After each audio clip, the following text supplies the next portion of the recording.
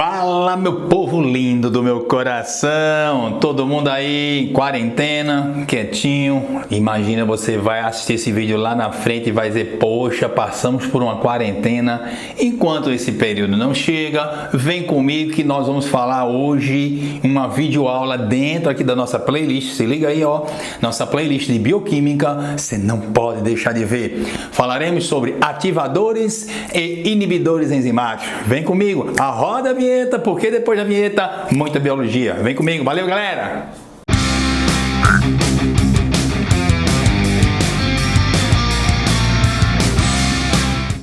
E aí, meu povo, tudo tranquilinho? Tá todo mundo em fé, todo mundo em casa, quietinho? Então vem com o tio Evandro pra gente conversar aqui. Repito o que eu disse antes da vinheta. Você que está assistindo agora, de repente lá na frente vai assistir novamente para fazer tua revisão, vai dizer: caramba, passamos por uma quarentena e estamos aqui firmes e fortes. Gente, vamos lá, sem delongas, vamos conversar aqui sobre o que nós, dentro das enzimas, conhecemos como inibidores e ativadores enzimáticos. Não tem nada a ver com a questão da desnaturação.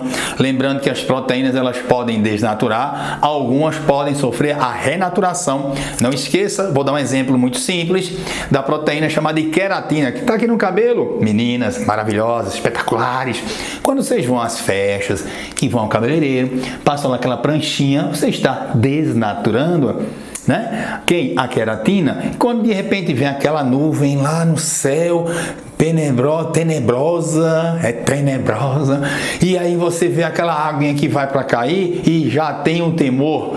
Molhou, vai renaturar. Então é uma coisa diferente. Nós vamos falar de ativação e inativação enzimática, tranquilo? Então, gente, primeiramente vamos falar o seguinte, vamos conversar sobre ativadores enzimáticos. Ativador enzimático. Então é o seguinte, as enzimas, muitas delas, não são todas, mas algumas delas precisam de fatores não proteicos para que elas possam trabalhar e, obviamente, promover um processo que vai ser o processo catalisador. Tranquilos? Esses compostos, esses produtos não proteicos são chamados de grupos prostéticos. Esses grupos prostéticos, eles podem ser, presta atenção aqui, vou anotar aqui no cantinho, tá? Depois você vai anotando aí.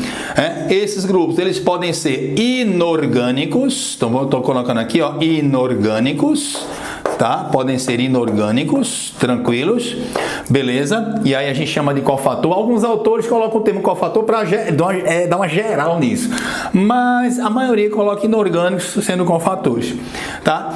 E nós temos aqui as coenzimas, que são os fatores desse caso aqui, ó, errando aqui, são os casos aqui dos orgânicos. Tá? Aí você disse: o Evandro, me dá um exemplo aqui orgânico. Orgânico, gente, a gente pode citar aqui como uma das principais coenzimas que existem, as benditas vitaminas, certo?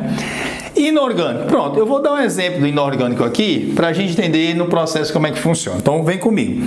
Lembre-se que existe aquele modelo chave fechadura de reconhecimento de sítio de ação enzimática, que a gente vai conversar daqui a pouco na parte de inativação, tá? Mas entenda que há muita discussão hoje em dia sobre a questão de ser sítio, aquele sítio específico para ativação enzimática. Será que é específico? Só existe um? Já foi provado que não. Mas enfim, para a gente entender bem, vejam só, presta atenção nessa pequenina equaçãozinha que não é para você decorar isso não, ok? Então veja só. Essa letra E aqui representa a enzima, a letra S representa o substrato. Isso é um processo reversível. Então veja bem, a enzima, ela não vai sofrer, ela pode trabalhar várias vezes, ela não vai ser degradada. Vamos dizer assim, esta pequena equação mostra e prova isso. Porque você vai ter, após essa condição, junção, a enzima, você vai ter o chamado complexo enzima-substrato. Tá?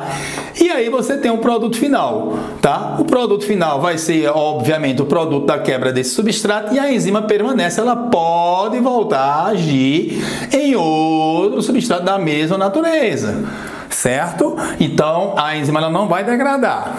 Então, nós não estamos falando do processo de modificação na estrutura molecular, ok? E aí vem a história. Uma enzima, na sua condição inativa, ela é chamada de apoenzima.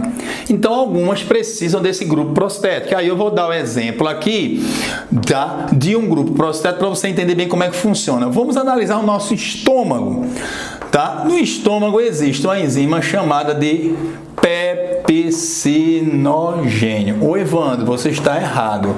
A enzima é pepsina, só que aqui eu tenho o zimógeno, ou seja, eu tenho a forma inativa.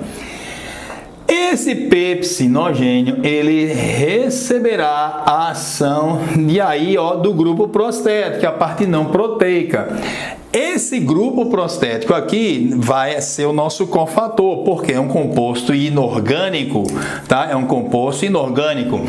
Daí, com esta ação do HCl, do ácido clorídrico, nós teremos aqui a formação da famosíssima pepsina. E o que é a pepsina? A pepsina nada mais é, pessoal, do que a enzima ativa. Então, nós temos aqui um ativador enzimático reconhecido pelo seu sítio de ativação. Tranquilos? Belezinha? Filé? Muito bem. Partiremos agora para outra situação, os inibidores. Os inibidores são esses que nós precisamos ter o máximo de atenção, tá? Vou ficar desse lado aqui, fica melhor para vocês visualizarem. Existem duas situações de inibição para a gente trabalhar aqui: reversível e irreversível. O que é uma inibição reversível? O nome já diz.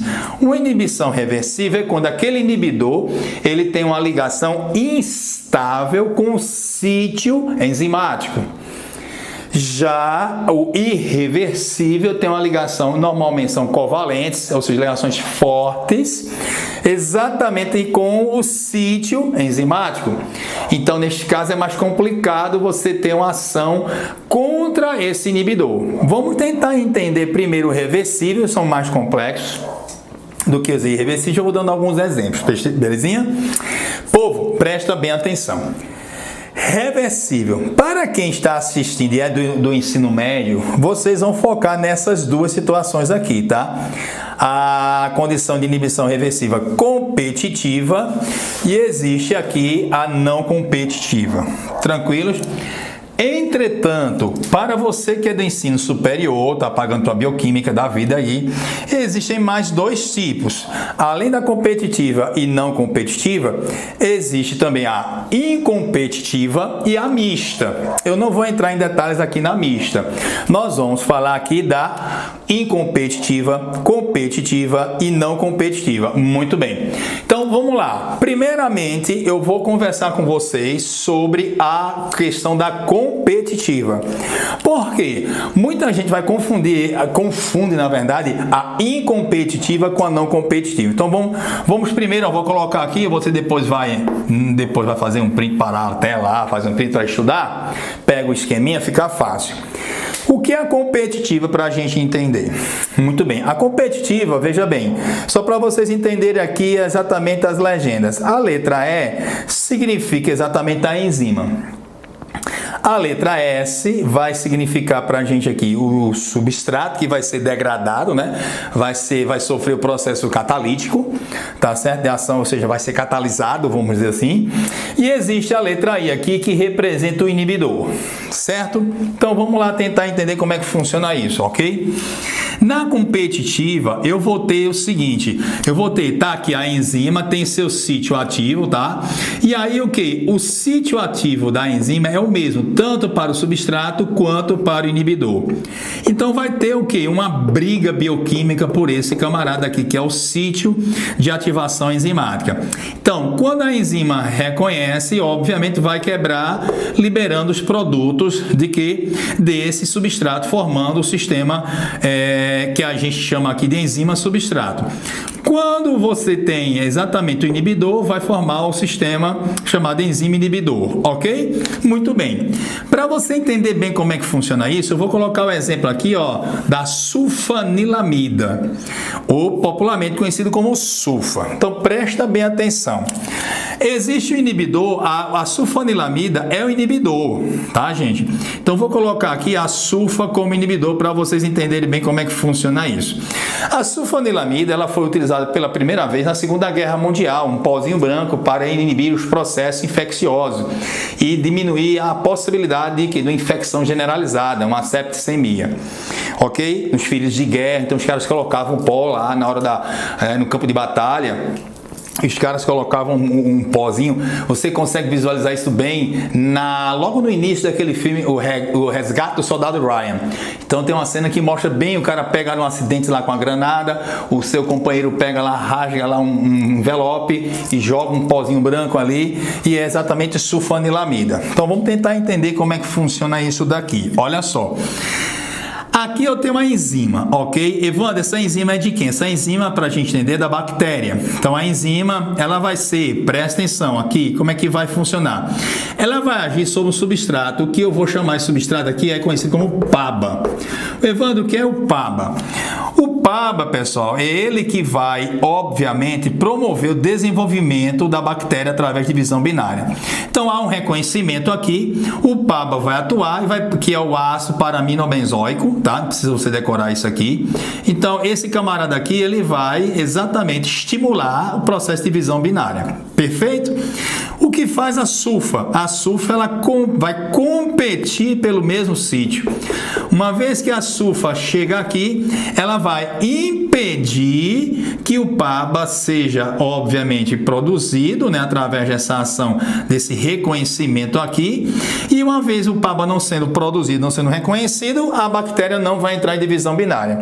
Agora, para que ocorra, por exemplo, isso aqui pode ser inibido, Evandro, por exemplo, no nosso organismo, claro.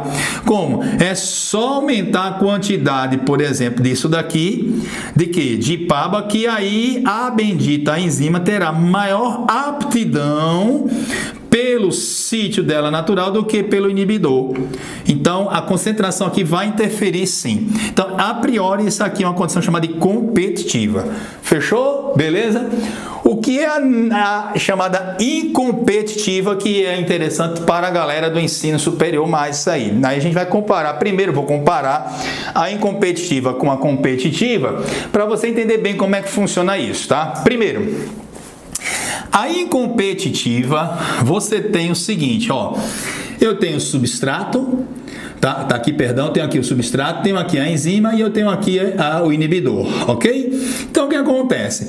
Eu vou ter aqui, para que esse inibidor ele possa trabalhar, ele vai primeiro, porque não é competitiva, porque ele vai se ligar a um sítio ativo que não é o mesmo obviamente, da enzima no substrato. É um outro sítio ativo.